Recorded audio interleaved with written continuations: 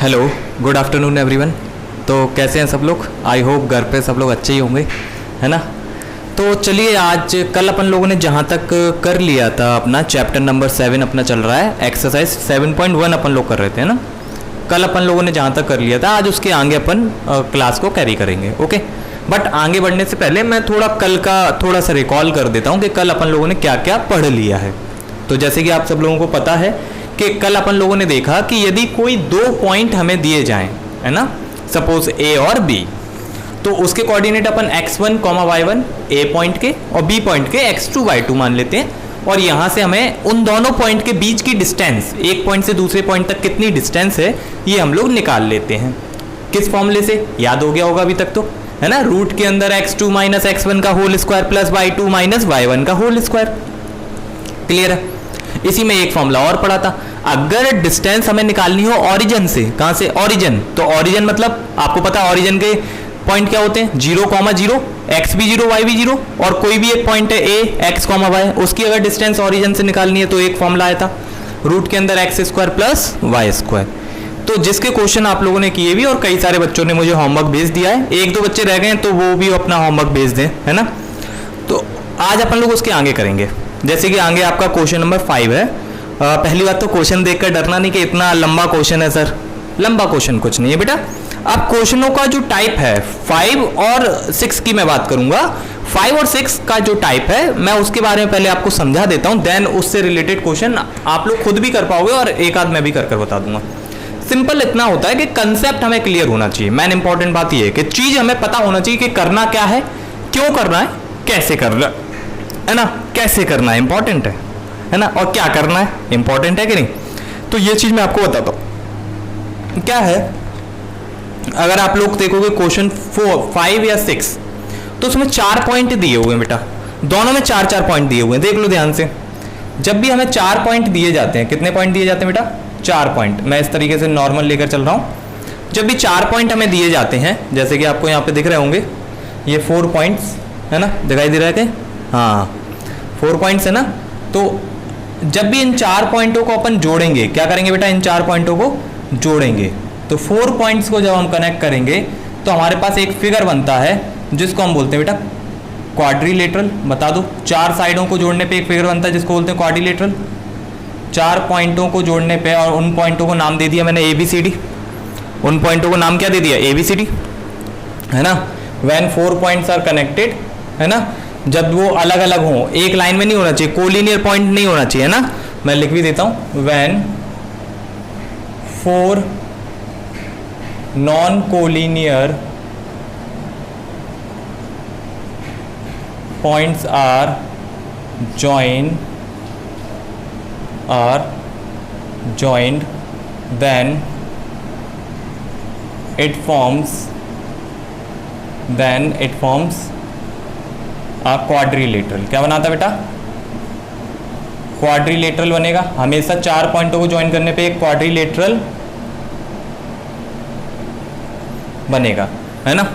जब भी 4 पॉइंट कोई भी हो जो कि नॉन कोलिनियर है, कल बताया था ना, नॉन कोलिनियर कौन? जो एक लाइन में ना हो, चारों के चारों, बस इतना ध्यान रखना है कि चारों एक लाइन में ना हो। तो उनको अगर आप ज्वाइन करोगे तो एक क्वाड्रिलेटरल बन गया जिसकी 4 साइड होती है। ऐसा क्वाड्रिलेटरल कई बार पढ़ा है आपने। उसको कभी आपने स्क्वायर बोला होगा, याद करो, कभी आपने उसी को रेक्टेंगल बोला होगा, कभी इसी को अपन बोलते हैं बेटा रोम्बस, कभी बोलते हैं पैरेललोग्राम, और कभी बोलते हैं इसी को अपन लोग ट्रेपेजियम। यानी कि हमें तो ये पता चला कि ये क्वाड्रिलेटरल तो बन गया, लेकिन क्वाड्रिलेटरल में भी बहुत सारे पार्ट होते हैं। हमें पता है बेटा कौन कौन से पार्ट होते हैं। हमें पता है स्क्वायर होता है कि नहीं होता? स्क्वायर होता है ना, रेक्टेंगल होगा, ओके, और क्या होगा बेटा? स्क्वायर है, रेक्टेंगल है ना। स्क्वायर हो सकता है, रेक्टेंगल हो सकता है, और क्या हो सकता है? पैरेललोग्राम हो सकता है कि नहीं हो सकता, है ना। और क्या क्या हो सकता है बेटा क्वाड्रिलेटरल में? रोम्बस हो सकता है कि नहीं। और क्या हो सकता है बेटा? ट्रेपेजियम भी हो सकता है। ज्यादातर ये 5 टाइप के बनते हैं। एक काइट भी होता है ना, एक क्या होता है? काइट भी होता है ना, उसके बारे में बता देंगे। तो ऐसा अगर फिगर बन रहा है तो 5 फिगर में से कोई एक बनेगा, है ना। एक लास्ट में काइट भी होता है, ओके। काइट में भी, काइट की अलग प्रॉपर्टी होती है, उसको भी देख लेंगे। तो अगर इसमें से कोई 4 इन फिगर में से, अब आपको बोला क्या जाएगा, ये बोला जाएगा कि आप पता करो कि इन पॉइंटों को ज्वाइन करने से कौन सा क्वाड्रिलेटरल बनेगा, कौन सा क्वाड्रिलेटरल बनेगा, है ना। ये इतने सारे टाइप्स के क्वाड्रिलेटरल हैं, इनमें से कौन सा क्वाड्रिलेटरल बनेगा, हमें ये पता करना होगा कि विच टाइप क्वाड्रिलेटरल फॉर्म्स, कि इतने सारे टाइप के क्वाड्रिलेटरल हैं, इनमें से कौन सा बनने वाला है। तो अब हम ये कैसे बताएंगे कि कौन सा क्वाड्रिलेटरल बनेगा। इसके लिए तो हमें क्या होना चाहिए, हमें बेटा आपने जो 9th क्लास में पढ़ा था, पूरे इन सब के बारे में आपने 9th क्लास में पढ़ा कि स्क्वायर की क्या प्रॉपर्टी होती है, रेक्टेंगल की क्या प्रॉपर्टी होती है, पैरेललोग्राम की क्या प्रॉपर्टी होती है, और रोम्बस की क्या प्रॉपर्टी होती है, और ट्रेपेजियम की क्या प्रॉपर्टी होती है। वो प्रॉपर्टी अगर आपको याद है तो आप इसे आसानी से कर पाओगे। लेकिन सर हमें कहाँ याद रहती हैं, है ना। कई बच्चों को लेकिन याद भी होंगी, ये बात भी है।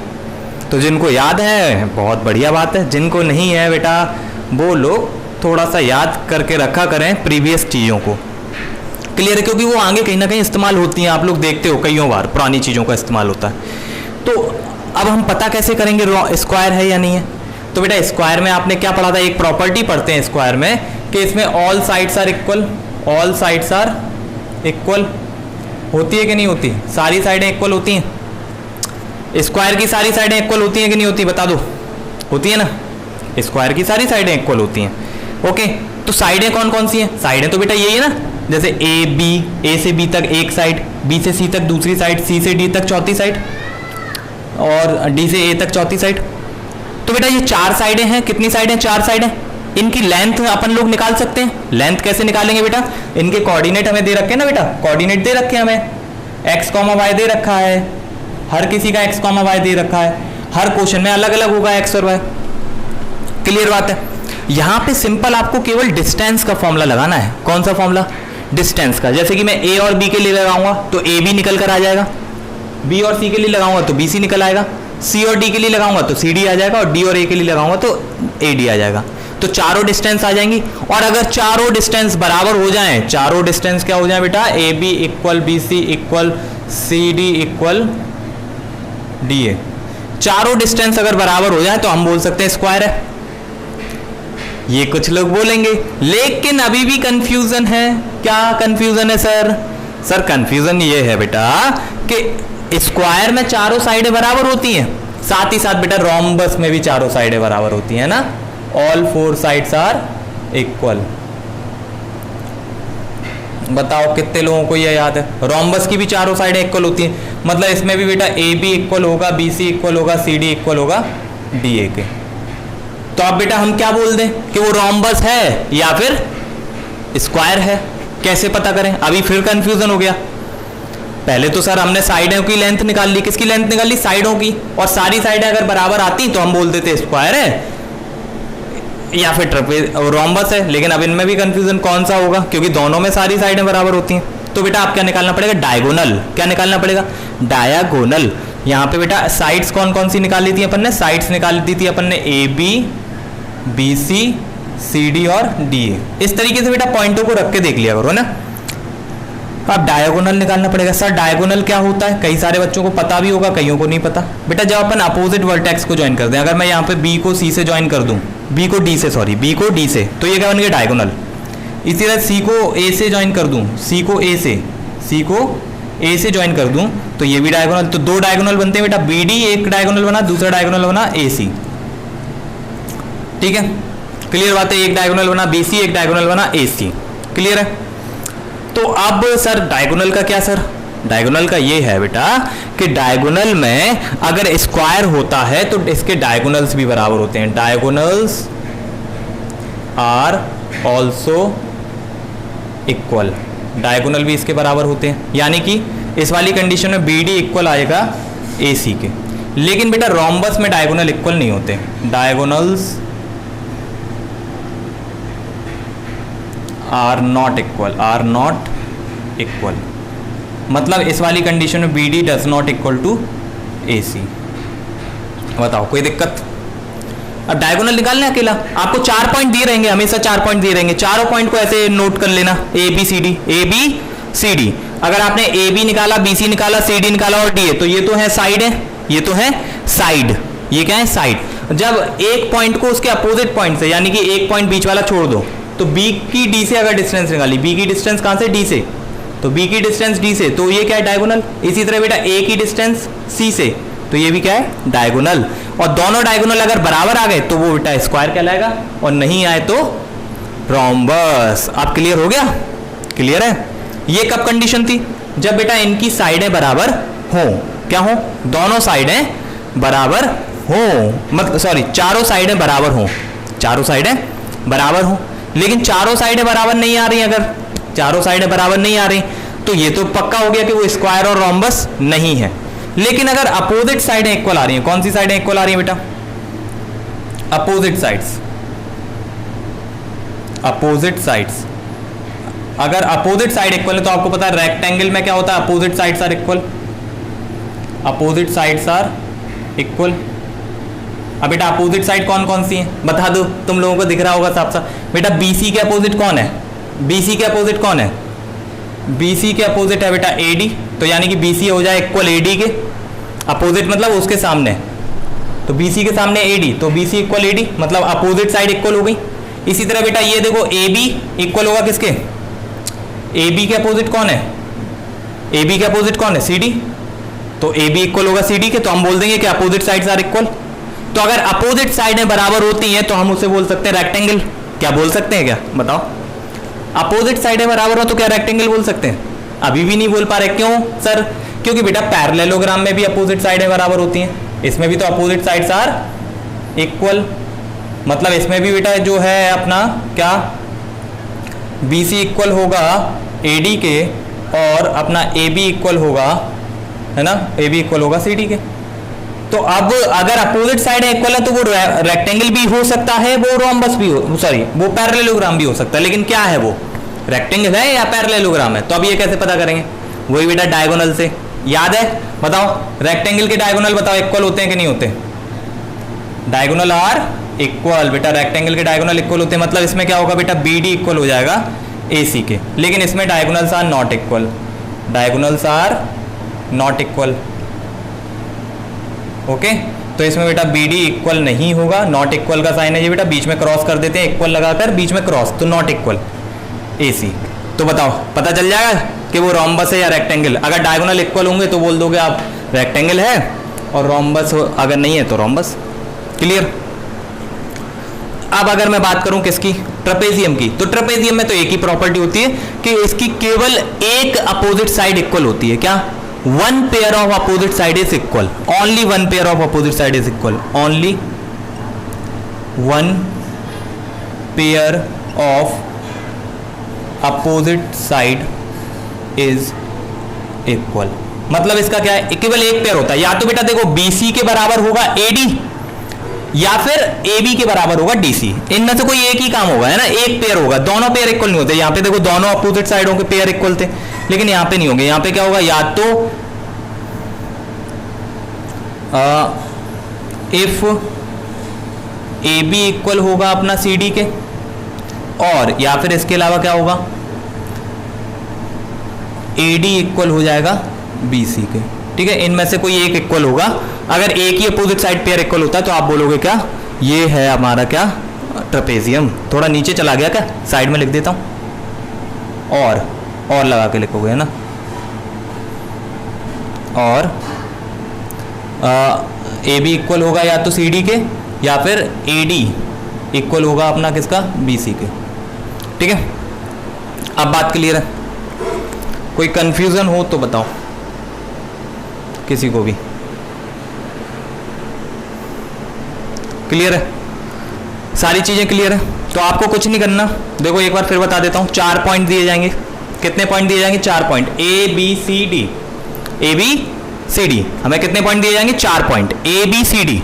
तो या तो उसको ऐसे क्वाड्रिलेटरल में सजा लो, ABCD ऐसे सजा लो क्वाड्रिलेटरल में, या फिर अगर आपका दिमाग तेज चलता है तो दिमाग में ही कर सकते हो, क्या कि AB निकालो, BC निकालो, CD निकालो और DA निकालो। ये सारी की सारी क्या है, साइडें हैं, क्या है, साइड हैं, क्या है, साइड। अगर इसमें क्या होता है, सारी साइडें बराबर हो जाएं, क्या हो जाए, सारी साइडें बराबर हो जाएं, तो आपको क्या करना है, फिर बेटा डायगोनल को चेक करना है। डायगोनल कैसे चेक होता है, बी के लिए डायगोनल डी, बी के लिए अपोजिट पॉइंट है डी, और सी के लिए अपोजिट पॉइंट है बेटा ए। क्लियर बात है। तो इन दोनों की डिस्टेंस निकाल दो, और इनकी डिस्टेंस निकालोगे, अगर डायगोनल भी इक्वल आ जाए तो आप बोल दोगे बेटा स्क्वायर है, इक्वल ना आए तो बोल दोगे रोम्बस है। और अगर पहले से ही सारी साइडें इक्वल ना आ रही हो, केवल अपोजिट साइडें इक्वल आ रही हो, केवल कौन इक्वल आ रहा हो, अपोजिट साइड। अपोजिट साइड का मतलब क्या कि बेटा BC के अपोजिट है AD और AB के अपोजिट है CD, तो ये दोनों अगर अकेले इक्वल आ रही हैं तो अभी अपन को कोई दिक्कत नहीं, तो अपन बोल देंगे अपोजिट साइड्स आर इक्वल, तो वो या तो रेक्टेंगल हो सकता है या पैरेललोग्राम। फिर से अपन क्या चेक करेंगे, डायगोनल्स को चेक करेंगे। किसको चेक करेंगे, डायगोनल्स को। और डायगोनल्स अगर इक्वल आ जाएं तो आप क्या बोल दोगे बेटा, वो क्या है, रेक्टेंगल है। और अगर डायगोनल इक्वल ना है तो बोलोगे पैरेललोग्राम। और यदि पहले से केवल दो ही साइडें, कोई भी दो साइडें इक्वल आ रही हो अपोजिट वाली, बाकी साइडें इक्वल ना आ रही हो, तो आप क्या बोलोगे, वो ट्रेपेजियम है। तो ये चारों पांचों कंडीशन है जो अगर हमें पता है तो हम ये 5th वाला और 6th वाला क्वेश्चन सिंपल तरीके से कर सकते हैं। बता दो, यहाँ तक आई थिंक कोई कंफ्यूजन नहीं होगी। इसको पूरा नोट कर लो या फिर स्क्रीनशॉट लेके बाद में नोट कर लेना, जैसा भी है, या फिर रोक कर वीडियो को पॉज करके नोट कर लेना, है ना। मैं आगे बढ़ता हूँ इसमें, क्लियर बात है। चलिए आगे बढ़े। ओके बेटा, चलो ये सारी कंडीशन देख ली, अब आगे बढ़ते हैं।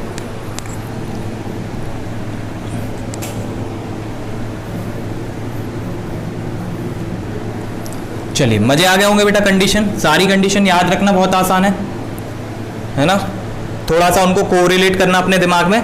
स्क्वायर को जोड़ना रोम्बस से, क्योंकि स्क्वायर में सारी साइडें बराबर, रोम्बस की भी सारी साइडें बराबर, बस स्क्वायर के डायगोनल इक्वल होते हैं, रोम्बस के डायगोनल इक्वल नहीं होते। रेक्टेंगल को जोड़ना पैरेललोग्राम से, रेक्टेंगल के भी अपोजिट साइडें इक्वल होती हैं, पैरेललोग्राम में भी अपोजिट साइडें इक्वल, लेकिन रेक्टेंगल के डायगोनल इक्वल होते हैं, पैरेललोग्राम के डायगोनल इक्वल नहीं होते। और ट्रेपेजियम तो सबसे सिंपल है, ट्रेपेजियम में कोई भी दो अपोजिट लाइनें इक्वल होंगी, बाकी सारी अनइक्वल होंगी, तो सिंपल वो ट्रेपेजियम हो जाएगा। अब बताओ मुझे, मैं इसमें से क्वेश्चन कराऊं या नहीं कराऊं। तो जहां तक मुझे लगता है एक कोई क्वेश्चन करा देता हूं मैं, है ना। चलो मैं ये 5th वाला करा देता हूं, जिसमें ये दो लड़कियां लड़ रही हैं आपस में। कौन कौन है, चंपा और चमेली। और वो लोग बोल रहे हैं कि ABCD, एक बोल रहा है स्क्वायर बनेगा और दूसरी चमेली वो डिसएग्री हो रही है, वो बोल रही है कि ये स्क्वायर नहीं बनेगा। तो चेक कर लेते हैं स्क्वायर बनेगा या नहीं। स्क्वायर में हमें पता है क्या होता है, चारों साइडें इक्वल होती हैं आपस में और डायगोनल भी इक्वल होते हैं। अगर ये कंडीशन बनी तो स्क्वायर बनेगा, नहीं बनी तो स्क्वायर नहीं बनेगा।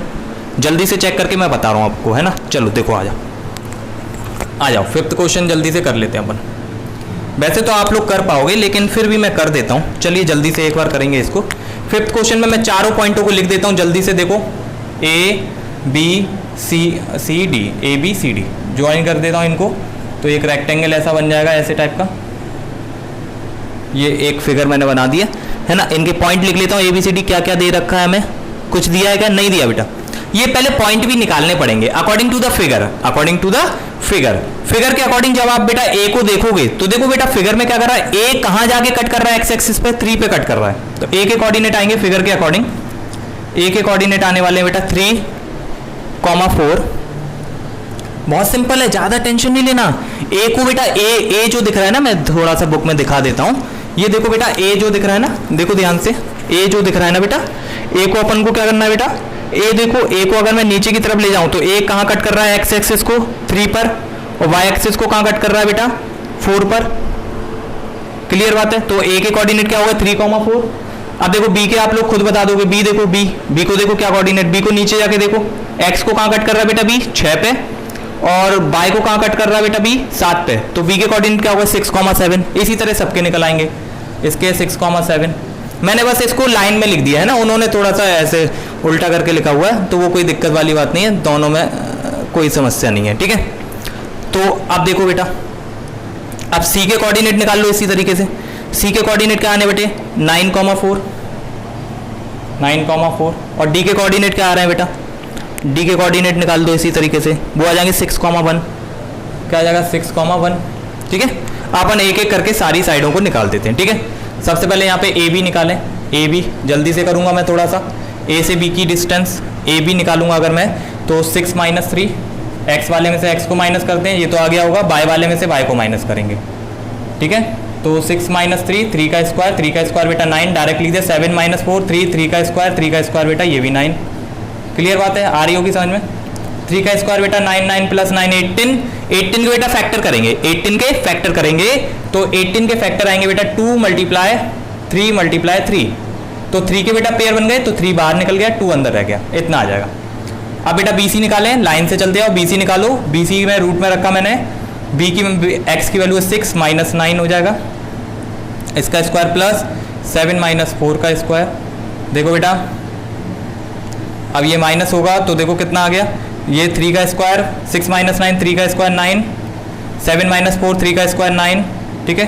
ये फिर से बेटा वही बन गया रूट के अंदर 18, और रूट 18 की वैल्यू अभी अभी हमने निकाली 3 रूट 2। अब क्या निकाल दो बेटा, C से D पे जाएंगे, C से D पे, तो CD निकालेंगे। C से D पे गए तो रूट के अंदर फिर वही देखो 9 माइनस 6 का होल स्क्वायर प्लस 4 माइनस 1 का होल स्क्वायर। 9 माइनस 6 मतलब क्या होता है बेटा 9 माइनस 6 3 का स्क्वायर 9, 4 माइनस 1 9 3 का स्क्वायर 9, तो ये भी आ गया बेटा कितना, रूट के अंदर वही बन रहा है बेटा 18, और रूट 18 को लिखेंगे 3 रूट 2। इसी तरह बेटा लास्ट निकाल देंगे DA बोल दो या फिर AD बोल दो, कोई फर्क नहीं पड़ने वाला। तो DA को निकालेंगे तो यहाँ पे 6 माइनस 3, ये सारी चीज़ें आई होप समझ में आ रही होंगी। कल ही मैंने डिस्टेंस निकालना सिखा दिया था, और 1 माइनस 4 का होल स्क्वायर। तो ये भी देखो बेटा कुल मिला के रूट में 18 ही बनेगा, सॉल्व करोगे आप लोग तो ये भी 3 रूट 2 ही बनेगा, ठीक है। क्लियर बात है। तो यहाँ पे मुझे दिख रहा है सारी साइडें बराबर आ गई, दिख रहा है कि नहीं दिख रहा, ये सारी साइडें बराबर आ गई कि नहीं आ गई, बता दो। ऑल साइड्स आर इक्वल, है ना। अगर मैं यहाँ पे देखूंगा इसके बाद इधर कर देना हेयर, अगर मैं देखूं तो AB इक्वल आ गया BC के, इक्वल आ गया CD के, और इक्वल आ गया DA के। तो all sides are equal, all sides are equal, है ना। अब साइडें इक्वल आ गई तो बेटा स्क्वायर भी हो सकता है और रोम्बस भी हो सकता है, लेकिन हमें तो पता करना है कि स्क्वायर है या नहीं। तो अब बेटा डायगोनल निकालेंगे, क्या निकालेंगे बेटा, डायगोनल्स, चेक डायगोनल्स, है ना। चेक करेंगे किसको, डायगोनल्स। और डायगोनल्स पता है बेटा, डायगोनल कौन कौन होगा, ए के लिए डायगोनल का कौन है, ए के साथ कौन बनाएगा बेटा पेयर, ए के साथ पेयर बनाएगा कौन, C, और B के साथ पेयर कौन बनाएगा बेटा, D, है ना। तो AC और BD निकालेंगे। तो AC अगर मैं निकालूं कितना आ रहा है बेटा, देखो AC के लिए A पहले पॉइंट का काम करेगा, C दूसरे पॉइंट का, तो C में 9 माइनस 3 आ जाएगा यहाँ पे, 9 माइनस 3 का होल स्क्वायर प्लस 4 माइनस 4 का होल स्क्वायर, ठीक है। 9 माइनस 3 कितना होता है बेटा 6, 9 माइनस 3 कितना होता है 6, तो 6 का स्क्वायर 36, और ये 4 माइनस 4 0, तो 36 तो होता है 6 का स्क्वायर, तो 6 बार आ जाएगा। इसी तरह बेटा BD अगर निकालूंगा तो थोड़ा सा फास्ट काम चल रहा है, नीचे दिख नहीं रहा क्या, नहीं दिख रहा है ना, यहीं तक दिख रहा है, नहीं दिख रहा है ये भी क्या, थोड़ा सा देखें, हाँ ये तो हो गया, AD निकल आया। अब ये नीचे दिखाई नहीं दे रहा है ना, तो मैं इसको साइड में करता हूँ, ओके। ये तो समझ में आ गया होगा, 6 तक तो निकल आया ना, 36 6 आ गया, हाँ ठीक है। अगला वाला जो पॉइंट है हमारा, देखो यहाँ पे कर देता हूँ मैं, AC निकल आया। अब अपन को क्या निकालना बेटा, BD, क्या निकालना, BD दिख रहा है ना, BD इक्वल आ जाएगा रूट के अंदर, बेटा देखो BD B के लिए और D के लिए, तो 6 माइनस 6 होगा पहले, 6 माइनस 6 का होल स्क्वायर प्लस बाय में से बाय, तो 7 माइनस 1 का होल स्क्वायर। अब यहाँ पे करेंगे तो बेटा 6 माइनस 6 हो गया 0, प्लस 7 माइनस 1 हो गया 6 का स्क्वायर, 6 का स्क्वायर बेटा 36, और 36 6 का स्क्वायर होता है तो बाहर आ जाएगा रूट्स के। तो यहाँ पे देख लो बेटा AC इक्वल आ गया किसके, AC इक्वल आ गया किसके, BD के। So therefore diagonals are also equal, diagonals are also equal, diagonals भी इक्वल आ गया बेटा, और चारों साइडें भी बराबर आ गई, तो ये क्या बन गया, स्क्वायर बन गया, है ना। So therefore ABCD forms a square, forms a square. कहीं कोई समस्या हो तो वैसे तो होनी नहीं चाहिए, हमने कुछ नहीं किया, हमने पहले चारों साइडें निकाल दी, कौन सी, A से B, B से C, C से D और D से A, ठीक है। उसके बाद दोनों डायगोनल निकाल दिए, A से C और B से D। अब ये सब बराबर आ रहे हैं, तो सब बराबर आ रहे हैं तो वो डायगोनल है, वो सॉरी स्क्वायर है। क्लियर बात है, बता दो, नोट कर लो पोज करके, या फिर स्क्रीनशॉट लेके बाद में नोट कर लेना। कहीं कोई समस्या हो तो मुझे डाउट सेशन में बताएंगे। चलिए इतना हो गया होगा आई थिंक, तो आगे बढ़ते हैं अब, है ना। आगे अगर बढ़े तो बाकी देखो फिफ्थ सिक्स्थ वाले क्वेश्चन अब आप लोग कर लोगे। सिक्स्थ में 4 पॉइंट दिए, चारों पॉइंट को पहले ऐसे लगा लिया करो लाइन से, है ना, ए बी सी डी, तो आपको पता चल जाएगा ए बी साइड है, बी सी साइड है, सी डी साइड है और ए डी साइड है, और डायगोनल निकाल दिया करो, तो आपको वहां से पता चलता जाएगा कौन सा फिगर क्या बना रहा है। जिस कंडीशन को वो फॉलो करेगा, रेक्टेंगल की कंडीशन फॉलो होगी तो रेक्टेंगल, बेटा स्क्वायर की कंडीशन फॉलो होगी तो स्क्वायर, और ट्रेपेजियम की कंडीशन फॉलो होगी तो ट्रेपेजियम, या फिर रोम्बस, या फिर पैरेललोग्राम, जो भी कंडीशन फॉलो होगी। मैंने सारी कंडीशन पहले ही लिखा रखी है, तो उसमें कोई समस्या नहीं है। क्वेश्चन नंबर 7 बहुत ही अच्छा क्वेश्चन है, थोड़ा सा दिमाग लगा के अगर करेंगे तो हो जाएगा। क्या बोला है, find the point on the x axis. ये चीज तो कहीं ना कहीं हमारे दिमाग में पहले से, मैंने कल ही बताया था, a point on the x axis, अगर कोई पॉइंट एक्स एक्सिस पर है तो उसके कोऑर्डिनेट क्या होते हैं, जल्दी से बता दो, अगर याद है तो देख लो याद है कि नहीं। Is equidistance which is equidistance from this and this. तो पहले तो देखो 2 पॉइंट दिए रखे हमें, 6th क्वेश्चन की बात करूं तो ए 2 पॉइंट दिया, पहले पॉइंट को हमने ए मान लिया, है ना, पहले पॉइंट को हमने लेट कर लिया, ए दिया है पहला पॉइंट, और ए कितना दिया है बेटा 2, -5, ओके। और दूसरा पॉइंट हमें दिया है बेटा क्या, बी मान लो उसे, और ये दिया हमें -2,9। अब क्वेश्चन के अकॉर्डिंग बोला जा रहा है कि एक कोई पॉइंट है, देखो क्या बोला है, find the point on the x axis. पहली बात तो जिसको हमें फाइंड करना होता है उसी को लेट कर लेते हैं, क्या कर लेते हैं, लेट। अगर हमें बोला है कि एक पॉइंट फाइंड करो जो कि एक्स एक्सिस के ऊपर है, किसके ऊपर है, एक्स एक्सिस के ऊपर है, तो हमें पता है अगर कोई पॉइंट एक्स एक्सिस के ऊपर होता है, कल ही लिखा है था, तो उसके कोऑर्डिनेट क्या होते हैं, बता दो जल्दी। If a point, let a point P which is on x axis, so therefore P के बताओ कोऑर्डिनेट क्या होंगे, x एक्सिस के ऊपर है, तो x एक्सिस के ऊपर है तो कल बताया था केवल x कोऑर्डिनेट कुछ ना कुछ होगा, और y वाला तो 0 होगा, तो इसके कोऑर्डिनेट क्या होंगे बेटा, x, 0, मतलब x तो कुछ होगा जो कि हमें नहीं पता अभी, और y वाला तो फिक्स है कि वो 0 ही होगा। आप ऐसे ही लिखते हैं, पहले नंबर पे x की वैल्यू, दूसरे पे y की वैल्यू, क्लियर बात है सबको। तो अब क्या बोल रहे हैं, अब आगे की बात पढ़ते हैं ना। Find a point on the x axis, तो हमने पॉइंट लेट कर लिया कि ये होगा, which is equidistance from this point, है ना, ये वाला पॉइंट क्या है, इन दोनों से इक्विडिस्टेंस है, मतलब इस पॉइंट की डिस्टेंस इस वाले से और इस वाले से बराबर है, ये बोलना चाह रहे हैं, है ना। So according to question ATQ, according to question क्या बोल रहे हैं कि ये वाला जो पॉइंट है जो एक्स एक्सिस पर लाई करता है, अगर इस P पॉइंट की डिस्टेंस A से निकाली जाए तो वो किसके बराबर है, P पॉइंट की डिस्टेंस B से, तभी होगा इक्वल डिस्टेंस। बताओ होगा कि नहीं होगा, P की डिस्टेंस A से बराबर है P की डिस्टेंस B से, तो ये हो गया क्या, इक्वल डिस्टेंस। अब अपन को पता बेटा, यहाँ पे आ गया PA और यहाँ पे आ गया PB, और दोनों की डिस्टेंस बराबर दी है क्वेश्चन के अकॉर्डिंग, तो हम क्या कर देंगे बेटा, दोनों में डिस्टेंस का फॉर्मूला लगा देंगे और स्क्वायरिंग कर देंगे बोथ दी साइड। स्क्वायरिंग क्यों कर देंगे सर, बेटा स्क्वायरिंग वो रूट आता है ना, याद है फॉर्मूले के अंदर रूट होता है, तो उस रूट को हटाने के लिए अपन स्क्वायर करते हैं, तो पहले से ही कर देते हैं ना, क्या दिक्कत है, स्क्वायरिंग बोथ दी साइड पहले कर दो, या फिर बाद में करूंगा चलो, वरना फिर तुम लोग कहोगे सर ये तो क्या कर दिया आपने। तो रूट के अंदर PA डिस्टेंस निकालना तो आती है बेटा, डिस्टेंस का फॉर्मूला तो आता है ना, यहाँ पे P पहला पॉइंट, A दूसरा पॉइंट, या फिर किसी में से भी किसी को कर दो, बस हमें इतना याद रखना होता है, x वाले में से x को माइनस करना होता है, y वाले में से y को माइनस करना होता है, ठीक है। तो यहाँ पे अगर मैं PA को देखूं तो ये P वाला पॉइंट दिख रहा है, ये A वाला पॉइंट, ठीक है। तो देखो x वाले में से x को माइनस, तो यहाँ पे x तो x ही है, माइनस क्या होगा बेटा 2 होल स्क्वायर, प्लस y क्या है बेटा, यहाँ पे 0 है, इस वाले में y क्या बेटा, माइनस साइन आएगा और माइनस का 5, तो 2 बार माइनस हो जाएगा, ये बेटा ध्यान रखा करो, ये 2 बार माइनस हो गया, एक माइनस तो बेटा फॉर्मूला का वो होता है ना, by2 माइनस by1, और by1 की वैल्यू क्या बेटा -5, तो इसलिए 2 माइनस आ गए, तो माइनस माइनस प्लस हो जाता है हमेशा। अब PB मतलब P वाला पॉइंट देखो, P वाला पॉइंट और B वाला, अब इसमें भी वही बेटा, x वाले में से x को माइनस, y वाले में से y को माइनस, तो x है यहाँ पे, y वहाँ पे क्या देखो, यहाँ पे भी माइनस माइनस प्लस हो जाएगा, होल स्क्वायर, प्लस y में से y को माइनस करेंगे, होल स्क्वायर। अब बेटा देखो दोनों तरफ रूट आ रहा है ना, तो इसलिए मैं स्क्वायरिंग की बोल रहा था, है ना। अब स्क्वायरिंग कर दो both the side, squaring both the sides.